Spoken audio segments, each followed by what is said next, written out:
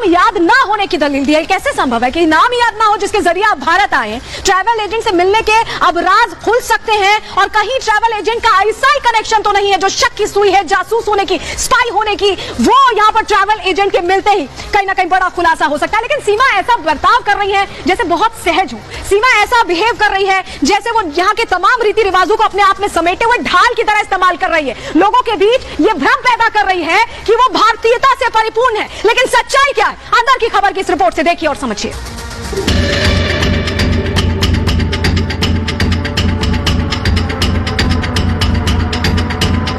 ये सबूत हैं सीमा की चालाकी के, सीमा की जालसाजी के, सीमा के शातिर अंदाज के।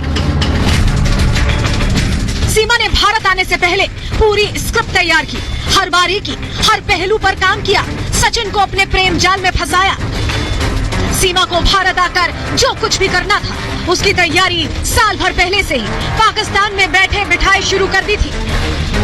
सीमा ने पाकिस्तान में ही रील बनानी शुरू कर दी थी जिनमें वो सिंदूर और मंगलसूत्र पहने दिखाई दे रही है। इतना ही नहीं, जिस तरह से सीमा के बच्चे हिंदी बोलते हैं, अपने नाम भी हिंदू बताते हैं, वो भी शक पैदा करते हैं कि सीमा ने चारों बच्चों को कहीं हिंदी बोलने की ट्रेनिंग दी है क्या।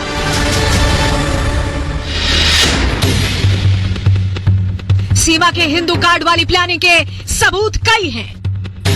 सीमा अच्छी हिंदी बोलती है। सीमा पाकिस्तान से ही नवरात्र के व्रत रखने का दावा करती है। साड़ी में सहज दिखती है। सीमा रील्स भले ही पाकिस्तान में बनाती थी, लेकिन साजिश सचिन को अपने जाल में फंसाने की थी। ऐसा उसने किया भी। पाकिस्तान से बुना जाल भारत आते आते और पनप गया और ये प्लानिंग और तगड़ी हुई सचिन सीमा की गिरफ्तारी के बाद से। सीमा समझ गए कि हिंदुस्तान में रहकर इमोशनल कार्ड खेलना जरूरी है। उसने सचिन के परिवार और बाकी लोगों को बरगलाने के लिए हिंदू कार्ड खेलना शुरू कर दिया। सीमा ने कई बार हिंदुस्तान की तारीफ भी की। यहाँ मेरा बहुत स्वागत और बहुत खुश हूँ मैं यहाँ पे सर। इस तरह कभी किसी ने मेरे साथ वेलकम नहीं करा वहाँ पे। सचिन तो सीमा के प्रेम जाल में फंस ही चुका था। भारत आकर उसने सचिन के परिवार को भी पूरी तरह ट्रैप कर लिया। ये भी कहा जा रहा है कि दरअसल सचिन ने ही सीमा को प्रीति बना के इंट्रोड्यूस किया था, इसके बाद से उसको आधार कार्ड भी दिया। तो ये आखिर कैसे किया गया? क्या कोई और भी था जो उनकी हेल्प कर रहा था? ये फुल प्रूफ प्लानिंग कैसे की गई? ना सीमा क्वालिफाइड है बहुत ज्यादा, ना सचिन क्वालिफाइड है बहुत ज्यादा। तो ये बारीक चीजें आखिर उनको किसने बताई? क्या कोई और भी है जो उनकी हेल्प कर रहा था, या अगर नहीं कर रहा था तो फिर आखिर किस तरीके से सीमा ने ये पूरी की पूरी व्यूहरचना की स्क्रिप्ट लिखी, इसके बाद इसको अमली जामा भी पहनाया। सीमा ने भारत आकर सलीके से साड़ी पहनने के साथ तुलसी पूजा शुरू कर दी, बिंदी लगाने लगी, सूर्य नमस्कार करना शुरू कर दिया।